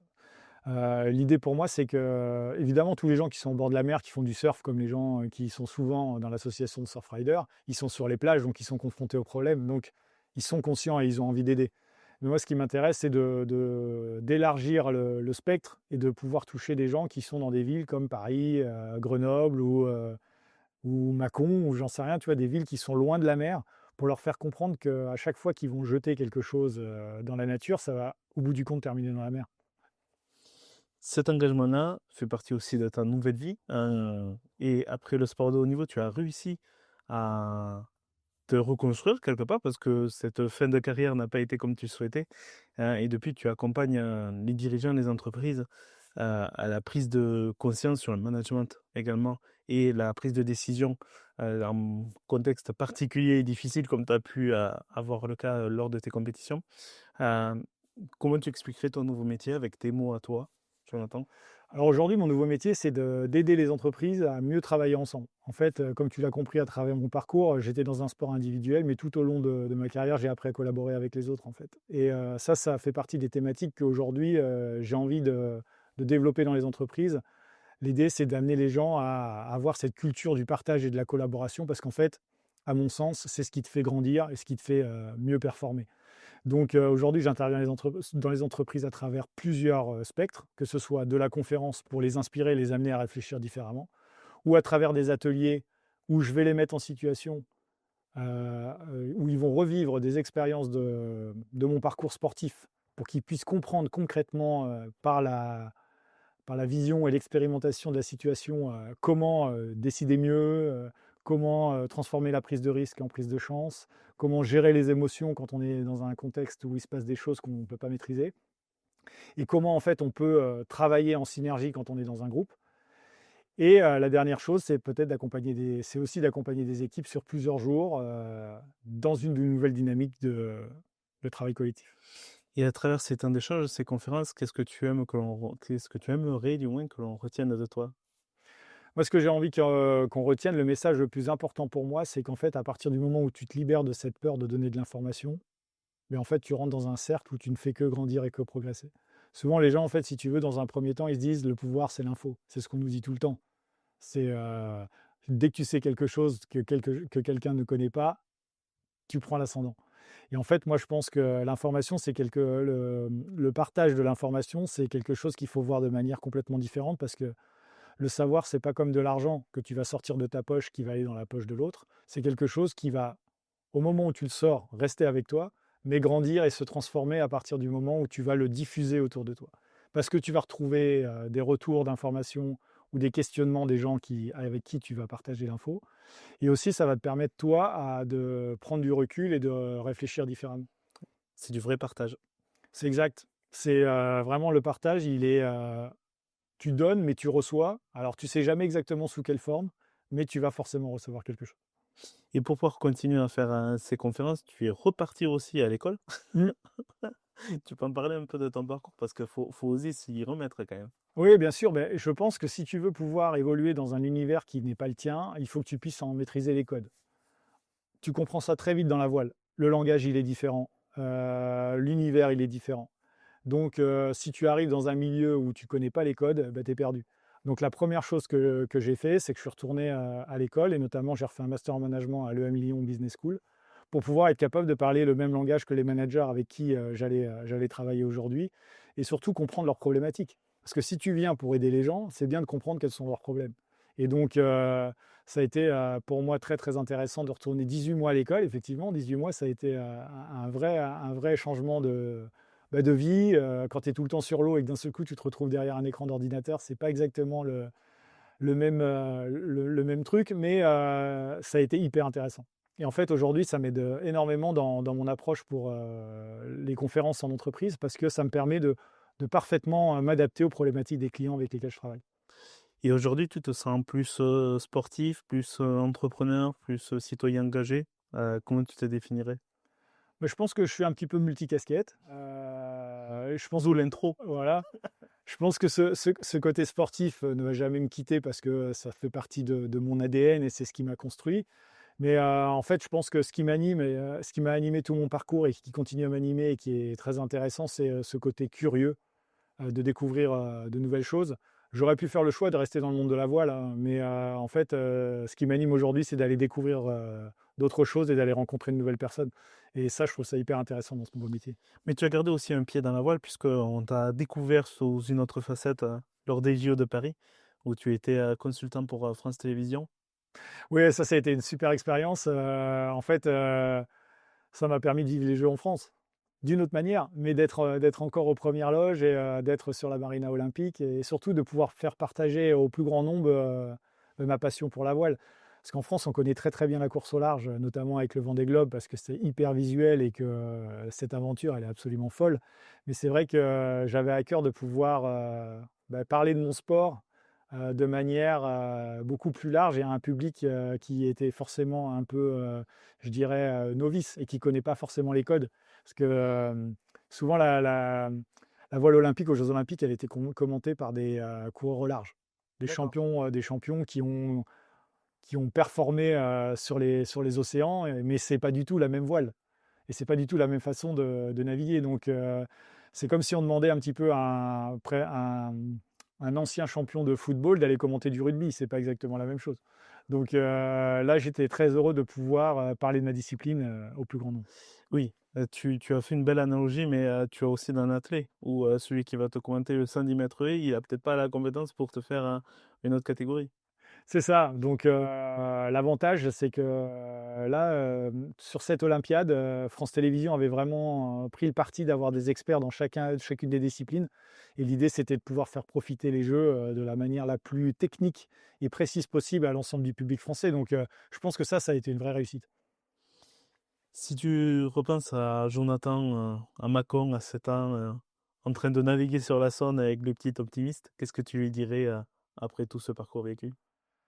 Moi, je lui dirais que tu vas vivre de grandes choses, que tu vas prendre beaucoup de plaisir et que tu vas découvrir énormément de choses. Je pense que il y a une chose que j'ai gardée toute ma vie, c'est l'une des phrases que me disait chaque fois mon père au retour de navigation, de n'importe quelle épreuve, n'importe quelle régate à laquelle il a pu m'accompagner. À chaque fois, il me demandait si je m'étais amusé sur l'eau. Et je pense que si tu gardes cette phrase en tête et que tu gardes cette flamme, tu pourras accomplir de grandes choses dans ta carrière sportive. Qu'est-ce que tu veux qu'on retienne de toi? Tes médailles, de ton parcours, quand tu sors d'une interview, quand tu sors d'une conférence, quelle trace tu aimerais, laisser de toi? La trace que j'aimerais que les gens gardent, après m'avoir rencontré, c'est de se dire qu'il m'a amené à réfléchir différemment. Il m'a amené à me dire que les autres ne sont pas des ennemis et qu'en partageant de l'information, on peut grandir et surtout, j'aimerais qu'ils gardent en tête qu'il faut être curieux, qu'il faut aller vers les autres et qu'il ne faut pas avoir peur des autres. Et aujourd'hui, en 2025 ou 2026, parce que l'épisode est enregistré en fin d'année, heu, qu'est-ce qui t'inspire vraiment? Qu'est-ce qui est encore moteur chez toi? Moi, ce qui m'inspire aujourd'hui, c'est de réussir à être performant dans un autre univers. Aujourd'hui, mon moteur, c'est, j'ai réussi à aller aux Jeux olympiques, à gagner une médaille, en voile et aujourd'hui, je découvre le monde de l'entreprise et je trouve ça hyper intéressant et je trouve ça passionnant et ce qui me plaît, c'est que je me rends compte que, tout ce que j'ai pu vivre, dans la voile et ben, en fait, ça s'exprime d'une autre manière dans le monde du business et l'idée, c'est de pouvoir, échanger avec, tous ces champions, de ce nouvel univers pour essayer de, moi aussi, apporter ma pierre à l'édifice. Tu as dû rencontrer des personnalités, hyper inspirantes de par, ton parcours. S'il y a une rencontre qui t'a marqué peut-être plus que d'autres, c'est toujours difficile de choisir, mais, au-delà de ton père, à qui tu as rendu hommage, est-ce qu'il y a une personne qui te vient en tête? Alors si on reste dans le domaine de la voile, c'est évidemment, Ben Ainslie, le champion que j'avais vu à la télé, tu te souviens en 2000, il a gagné la médaille d'or. Parce qu'après, j'ai eu la chance, 12 ans plus tard de monter sur le podium avec lui à Londres. OK. Donc ça, c'était, quelque chose de magique, tu vois? C'est comme si un gamin, regarde Nadal gagner son premier Roland-Garros et se retrouve en finale avec lui, 12 ans plus tard. Donc ça a été hyper inspirant et ça m'a énormément, motivé dans ma carrière. Mais après sinon, aujourd'hui, en fait, je me rends compte que, je rencontre des gens inspirants, dans plein de domaines différents, si tu veux et des fois qui n'ont pas le niveau de notoriété, auquel qu'ils devraient avoir, si tu veux, d'une certaine manière. Mais moi, je suis toujours inspiré par les gens qui sont déterminés et qui vont au bout de leurs idées et j'en rencontre plein, en fait et je me rends compte qu'il y a plein de gens inspirants autour de moi. Quelle est la critique, que tu as reçue un jour où, sur le moment elle piquait, tu as eu du mal à l'accepter, à la prendre pour toi et à en faire, vraiment un moteur et qui avec le recul tu te dis: «Ouais, vraiment, celle-là elle pique mais elle est nécessaire»? Il y en a une qui m'a fait du mal, c'est, quand j'ai discuté avec un gars qui faisait de la course au large, qui me dit: «Tu es pas un marin. Tu pas un vrai, ouais. Tu es pas un marin». Parce qu'en fait, pour eux, ils estiment qu'à partir du moment où tu traverses pas l'Atlantique, et que tu vas pas loin des côtes, tu es pas un marin. Tant que tu vois encore la terre, Ouais et finalement, et beh, c'est l'un des gars qui m'a rendu le plus service pour ma reconversion actuelle. C'est qu'il m'a fait comprendre que clairement la course au large, c'était pas fait pour moi. Parce qu'en fait, souvent on dit: «Tu gagnes une médaille aux Jeux olympiques», le parcours traditionnel dans la tête des gens qui connaissent pas la voile, c'est d'aller faire, le Vendée Globe et d'ailleurs, à la fin de ma carrière, j'ai essayé de naviguer un petit peu, sur ces bateaux-là, de OK. découvrir un peu cet univers-là et en fait, rapidement, je me suis rendu compte que c'était pas du tout fait pour moi. Parce que c'est pas du tout la même approche, c'est pas du tout la même façon de naviguer et surtout, on passe pas assez de temps sur l'eau. C'est des projets où ils passent leur temps à chercher À des sous, à préparer, préparer le bateau. Alors tout ça, c'est hyper intéressant, hyper passionnant, mais moi, ce qui me plaît, c'est d'être confronté, aux autres, de naviguer et surtout, d'être dans l'instant et sur ces projets-là, et la façon de naviguer, ça n'a rien à voir. Donc je pense que sur le coup, il m'a fait du mal parce que je pensais vraiment quand même être un marin avec le temps que je passais sur l'eau. 290 jours par an? Je pense que, voilà, il peut pas en dire autant et d'un autre côté, je me suis rendu compte que j'avais rien à aller faire dans ce monde-là et c'était pas grave. On arrive sur la fin de l'épisode, Jonathan, tes projets à venir, tes aspirations, quelles sont-ils? Alors les projets à venir, évidemment, c'est de continuer à développer ce côté, conférencier. J'ai la chance d'intervenir dans pas mal d'entreprises, françaises, notamment en anglais aussi parce que, comme je te l'ai dit tout à l'heure, Oui, j'ai grâce aux Hollandais. voilà, j'ai beaucoup progressé. J'ai eu la chance dans mon parcours de travailler, beaucoup à l'international et ça m'a toujours énormément intéressé parce que j'adore ce melting pot de culture et toutes les choses qu'on peut apprendre les uns des autres. Donc ça, j'ai envie de continuer à le développer. Puis après, l'idée, c'est de pouvoir, continuer à accompagner un maximum d'équipes pour les amener à relever leurs défis et à être plus performants au quotidien. Un de tes sujets de conférence, c'est notamment la résilience et la motivation, on l'a vu à travers, ton parcours. Est-ce que tu aurais quelques tips à donner, comme ça aux auditeurs? Bah, le tips que je peux vous donner, la première chose, c'est, quand vous êtes en difficulté, que vous pensez que vous n'allez pas y arriver ou que vous avez des moments difficiles, on en a tous, hein, c'est, rappelez-vous pourquoi vous aviez commencé. Qu'est-ce qui vous a amené au début à vous dire: «Bah, c'est ça que j'ai envie de faire?» Et ça, je pense que c'est très important de le questionner parce que d'un, c'est souvent la flamme de départ qui permet d'avoir l'étincelle qui va rallumer le gros feu qui va vous remettre en route. Mais aussi, des fois, ça vous permet aussi de réajuster le parcours parce qu'en fait, des fois, ce qui nous animait au début, au fil du temps, ça a changé et en fait, on peut ouvrir une nouvelle voie et c'est pas grave et souvent, en ouvrant de nouvelles voies, on découvre de nouvelles choses. Donc voilà, c'est ça le conseil que j'ai envie de donner pour la résilience, c'est pourquoi vous avez commencé et est-ce que c'est toujours ça qui vous anime? Et si c'est plus ça, c'est pas grave. Qu'est-ce que ça peut être aujourd'hui? Toujours se rappeler dans pourquoi et qui le tienne et de prendre du plaisir sur l'eau, comme le disait ton père. C'est ça et aujourd'hui, bah, je suis plus sur l'eau, mais je prends beaucoup de plaisir dans cette nouvelle vie donc je pense que ce qui est intéressant, c'est de savoir ce qui vous anime. Merci à toi, Jonathan, En prie. pour ton partage et ton témoignage. Je te souhaite de continuer à naviguer comme ça sur les différents projets, que tu as menés et que tu vas continuer à mener avec, ta compagne. Est-ce qu'il y a un dernier sujet que tu souhaitais aborder peut-être que l'on n'a pas pu évoquer à travers cette interview? Bon, je pense qu'on a fait le tour, c'était très sympa, je te remercie. Pour les plus curieux, je vais avoir un livre qui va sortir, au printemps prochain. C'est Qui intéressant parce que j'ai dit à Camille, j'ai dit: «Mais il pourrait écrire un bouquin, Jonathan». Bah, D'accord, justement là, on est dans la dernière ligne droite, on est en train de finaliser les derniers détails. OK. Ça me tenait à cœur de l'écrire moi-même parce qu'il y a beaucoup de sportifs qui, font appel à des gens qui vont les aider à écrire le livre. Là, c'était un projet encore une fois, je pense que si je voulais qu'il soit authentique et qu'il me ressemble, je voulais absolument l'écrire moi-même et c'est un livre qui va être un c'est pas une autobiographie, c'est un vrai choix. L'idée, c'est de pouvoir, donner, à travers mon parcours, les différentes méthodes, les différentes clés que j'ai pu utiliser pour pouvoir permettre, aux managers de relever leurs défis. Ça peut être des dirigeants, ça peut être des managers, ça peut être des sportifs. L'idée, c'est qu'en fonction des thématiques qui vont être, présentées dans le livre, ils puissent aller, chercher, une fiche méthode à utiliser au quotidien. Super. Écoute, merci parce que la transition est faite. On mettra toutes les infos en description de cet épisode et pour pouvoir continuer à te suivre sur Instagram ou sur LinkedIn, qui est ton lieu de prédilection pour pouvoir partager tes conseils, tes témoignages à ces sujets. Ce sera avec grand plaisir, alors n'hésitez pas. Merci à toi, Jonathan, pour ce moment. Merci à vous d'avoir regardé cet épisode que vous pouvez retrouver en vidéo sur LinkedIn, d'ailleurs sur Instagram, sur YouTube pour avoir l'épisode au complet, et également en audio sur Spotify, Deezer, Amazon ou Apple. Je vous souhaite une très bonne journée et à très bientôt pour un prochain épisode d'Inspirer. Ciao.